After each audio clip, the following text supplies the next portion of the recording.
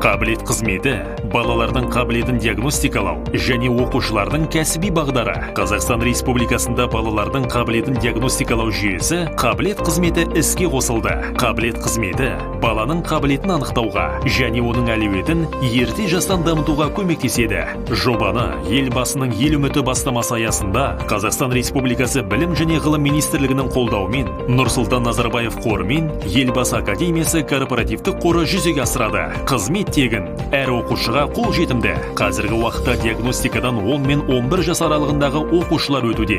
Әдістемелерді психологиялық диагностика саласындағы сарапшылар әзірлейді. Диагностика 21 ғасырдың 4К негізгі құзыреттіліктері: креативтілік, сыни ойлау, коллаборация және коммуникативтілік дағды бойынша жүргізіледі. Қабілет қызметі дегеніміз бұл 17 аймақта қабілеттерді диагностикалау және анықтау орталығы, психологтардың кәсіби кеңестері.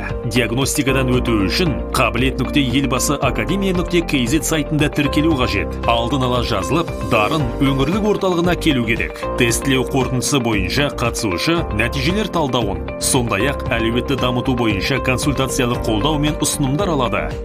Барлық сұрақтар бойынша 8-800 080 48 48 кол орталығына хабарласыңыз. Немесе қабілет.елбасы академия.kz сайтында кеңесші чатында сұрақ қойыңыз.